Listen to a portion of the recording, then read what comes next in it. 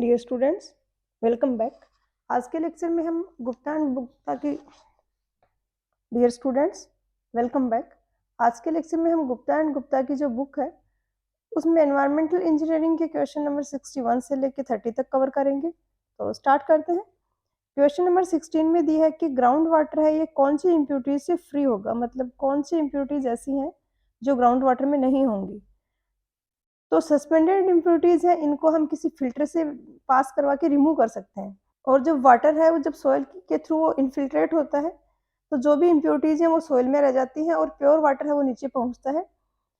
तो ground water है वो सस्पेंडेड इम्प्योरिटीज है उनसे फ्री होगा। ऑप्शन ए आंसर हो जाएगा। क्वेश्चन 17 में दिया है कि पोल्यूटेड वाटर कौन सा है। तो दो टर्म्स हम यूज करते हैं, एक तो होता है कंटामिनेटेड वाटर। वाटर सैंपल में ऐसा कोई सब्सटेंस प्रेजेंट है जो कि उसमें नहीं होना चाहिए तो उसको हम बोलते हैं कंटामिनेटेड वाटर की आउटर किसी सोर्स से उसमें वो आया है। और ऐसा कोई कंटामिनेशन जो कि उस पर बायोलॉजिकल एडवर्स इफेक्ट डालता है ह्यूमंस के कंजप्शन के लिए, जो उसको अनफिट करता है, उसको बोलते हैं पोल्यूटेड वाटर। तो हम ये भी कह सकते हैं कि सारा का सारा पोल्यूटेड वाटर कंटामिनेटेड है, बट सारा कंटामिनेटेड वाटर है वो पोल्यूटेड नहीं है। पोल्यूटेड एक कंटामिनेशन का एक्सट्रीम फेज है। तो बी होगा answer, consist of undesirable substances rending it unfit for drinking and domestic use. Question 18 में दिया है कि नीचे ऑप्शंस में जो डिजीज दी है इनमें से कौन सी ऐसी है जो वाटर बोर्न डिजीज नहीं है। तो आपको पता होगा मलेरिया होता है, ये इन्फेक्टेड मच्छर के काटने से होता है, मॉस्किटो से। तो ये वाटर बोर्न डिजीज नहीं है, आंसर ऑप्शन डी होगा। इसके अलावा डिसेंट्री, कॉलेरा, टाइफाइड ये तीनों ही बैक्टीरियल इन्फेक्शन है। और टाइफाइड फीवर होता है, ये कौन से बैक्टीरिया के कारण होता है, इसका नाम भी काफी बार पूछा जाता है। और टाइफीस में ये वर्ड आ रहा है तो इससे आप आइडेंटिफाई कर सकते हो। क्वेश्चन 19 में दिया है कि एसिडिटी का कॉमन कॉज क्या होगा वाटर में। तो वाटर में एल्कलिनिटी जो होती है वो कैल्शियम और मैग्नीशियम के कार्बोनेट और कार्बोनेट्स के कारण होती है। और एसिडिटी के मेन रीजंस होते हैं mineral acid, free carbon dioxide, sulphates of iron and aluminium. Carbon dioxide gas है वो वाटर में डिजोल्व हो जाती है और डिजोल्व होके वो H2O के साथ में रिएक्ट करके H2CO3 बनाती है। ये एक वीक एसिड है जो कि H+ आयंस रिलीज करता है। तो इसके कारण वाटर की पीएच है वो घट जाती है, या हम कह सकते हैं एसिडिटी बढ़ जाती है। तो ए आंसर होगा। क्वेश्चन 20 में दिया है कि फिनोलिक कंपाउंड्स हैं उनकी क्या लिमिट है पब्लिक वाटर सप्लाईज में। तो ये लिमिट होती है 0.001। और याद रखने का हिंट है कि फिनोलिक कंपाउंड्स में कितने ओ आ रहे हैं उतने जीरो आपने ऑप्शंस में मैच करने हैं। तो 1 2 3 ओ यहाँ पर आ रहे हैं, तो जिसमें 3 जीरो आ रहे हैं 0.001 ppm, सी है ये आंसर हो जाएगा। और सेम ये होता है मरकरी के लिए। क्वेश्चन 21 में दिया है कि फ्लोराइड होता है जो ड्रिंकिंग वाटर की, इसमें मैक्सिमम परमिसिबल लिमिट क्या है। तो फ्लोराइड है ये काफी क्रूशियल है, इसको बहुत कम भी नहीं रख सकते। अगर 1 मिलीग्राम पर लीटर से कम है अगर फ्लोराइड पानी में तो डेंटल कैविटीज हो जाती हैं, टूथ डीके होता है। और अगर 1.5 मिलीग्राम पर लीटर से ज्यादा है फ्लोराइड पानी में तो melting of teeth and fluorosis होता है। तो दोनों लिमिट इंपॉर्टेंट है, इसकी दोनों याद रखनी है, काफी बार क्वेश्चंस पूछे जाते हैं इससे। तो मैक्सिमम परमिसिबल लिमिट पूछिए तो 1.5 मिलीग्राम पर लीटर, ऑप्शन बी होगा। क्वेश्चन 22 में दिया है कि स्टैंडर्ड ईडीटीए की फुल फॉर्म दी है यहाँ पर। ये सॉल्यूशन है, ये क्या डिटरमाइन करने के लिए यूज होता है। तो इनमें ज्यादातर आपको या तो मेथड का नाम पूछा जाता है या फिर इंडिकेटर कौन सा यूज करते हैं ये पूछ लिया जाता है। इससे ज्यादा इन डेप्थ क्वेश्चंस नहीं होते, तो इतना ही याद रखना है आपको। हार्डनेस मेजर करने के लिए ईडीटीए मेथड का यूज करते हैं, इसमें हम टाइट्रेशन करते हैं। और डिजोल्व ऑक्सीजन के लिए होता है विंकलर्स मेथड। रेजिडुअल क्लोरीन के मेथड्स हम आगे के क्वेश्चंस में देखेंगे। तो यहाँ पर आंसर हो जाएगा ऑप्शन ए। क्वेश्चन 23 में दिया है कि अगर कोलिफॉर्म बैक्टीरिया प्रेजेंट है किसी सैंपल ऑफ वाटर में तो कोलिफॉर्म का कौन कौन सा टेस्ट वहां पर कंडक्ट किया जाता है। तो 3 स्टेजेस होते हैं इसके टेस्टिंग के। बेसिकली हमारे लिए जो इंपॉर्टेंट है वो पैथोजेंस हैं, हमें उनकी प्रेजेंस फाइंड आउट करनी है। बट पैथोजेंस का टेस्टिंग है वो डिफिकल्ट और टाइम कंज्यूमिंग होता है, तो इसके लिए हम कोलिफॉर्म को फाइंड आउट करते हैं। अगर पैथोजेंस प्रेजेंट है तो वहां पर कोलिफॉर्म जरूर प्रेजेंट होंगे और इनमें कोरिलेशन भी होता है एक। तो अगर हमें कोलिफॉर्म्स की कंसंट्रेशन पता है तो हम पैथोजेंस को फाइंड आउट कर सकते हैं। इसके 3 डिफरेंट स्टेजेस होते हैं, presumptive test, confirmed coliform test, completed coliform test. Presumptive test में सैंपल लेते हैं, उसमें लैक्टोज ब्रोथ है, ये फूड है ये कोलिफॉर्म का, उसको ऐड करते हैं। और उसमें अगर गैस फॉर्म हो रही है, बेसिकली यहाँ पर एसिड, अल्कोहल और गैसेस बनते हैं, तो अगर गैस वहां पर बन रही है तो हमें यह है कि प्रिजम्पटिव टेस्ट है ये पॉजिटिव आया है। उसके बाद कन्फर्म्ड कोलिफॉर्म टेस्ट किया जाता है। इसका पर्पज़ ये है कि जो गैस फॉर्म हो रही है वो ऐसे कोई बैक्टीरिया के कारण तो नहीं हो रही है जो हमारे लिए इम्पोर्टेंट नहीं है, जो नॉन सैनिटरी इम्पोर्टेंस के हैं।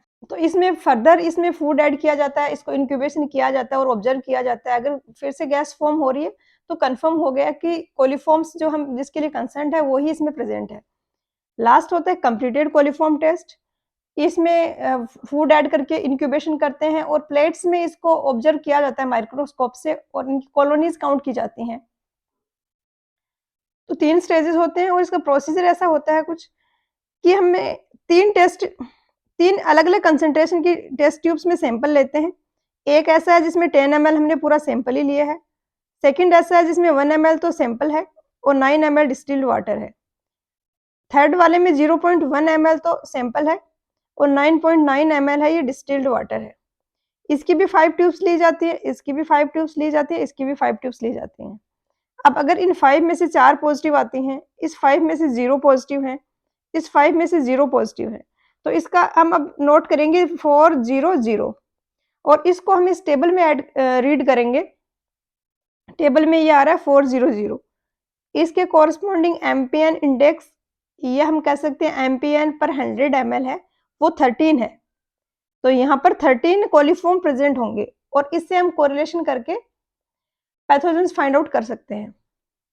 तो अगर कहीं पे कोलिफॉर्म प्रेजेंट हुआ तो सारे टेस्ट कंडक्ट करेंगे। अगर यहीं पर सारे टेस्ट नेगेटिव आ जाते हैं तो फिर कंफर्म्ड और कंप्लीटेड कोलिफॉर्म टेस्ट नहीं करते हैं। लेकिन क्वेश्चन में दिया है कि अगर प्रेजेंट होगा तो ये टेस्ट पॉजिटिव होएगा तो हम इसके लिए जाएंगे, ये भी पॉजिटिव आएगा तो हम थर्ड वाला करेंगे।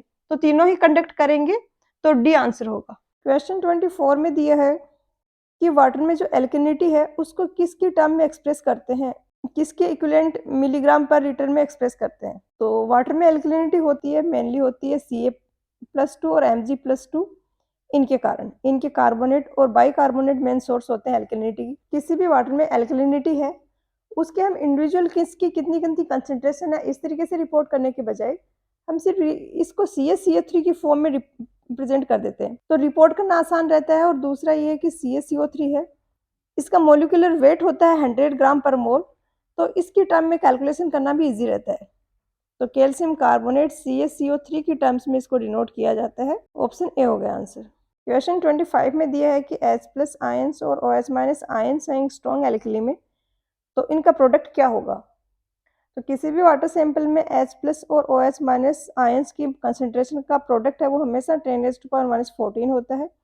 ये हम ये भी कह सकते हैं कि pH और pOH का सम है ये 14 होता है और ये होता है मोल्स पर लीटर। तो डी हो जाएगा आंसर। क्वेश्चन 26 में दिया है कि नीचे जो pH की वैल्यू दी गई है इनमें से स्ट्रॉन्गर एसिड कौन सा होगा। तो pH होता है पावर ऑफ हाइड्रोनियम आयंस या पोटेंशियल ऑफ हाइड्रोनियम आयंस। इसको रिप्रेजेंट करते हैं -log(10) लेंगे और H+ आयंस की कंसंट्रेशन। अब काफ़ी बार कन्फ्यूजन हो जाता है जब आप ध्यान से नहीं समझी हुई होती चीज़ें या पढ़ते नहीं है क्वेश्चन को।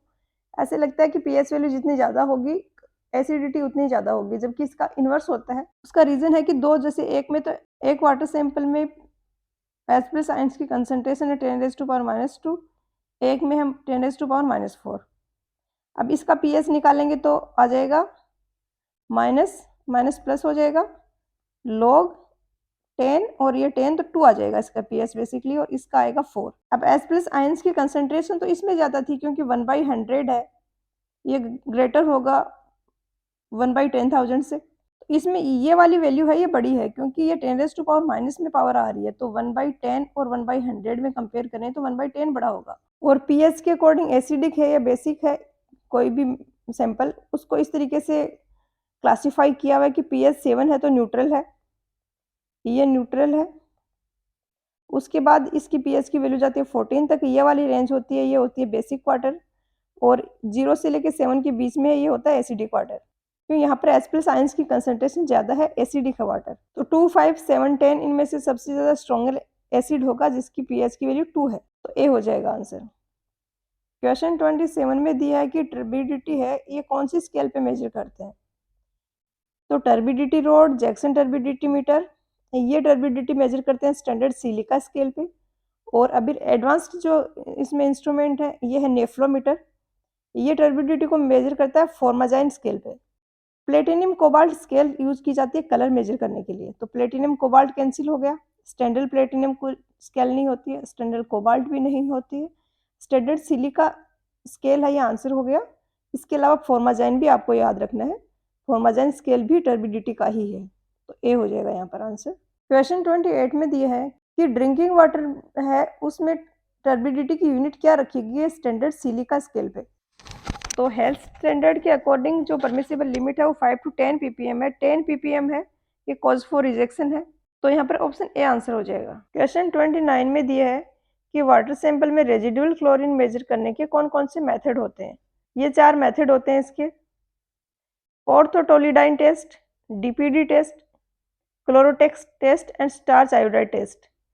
तो ये दोनों ही करेक्ट है, ऑप्शन ए और बी, तो सी हो जाएगा answer, both A and B. Question 30 में जो सेम पिछले क्वेश्चन में पूछा वही है, यहाँ पर उल्टा पूछ लिया कि ऑर्थोटोलिडाइन टेस्ट होता है, ये किसके लिए होता है, तो ये रेजिडुअल क्लोरीन के लिए होता है, बी होगा इसका आंसर।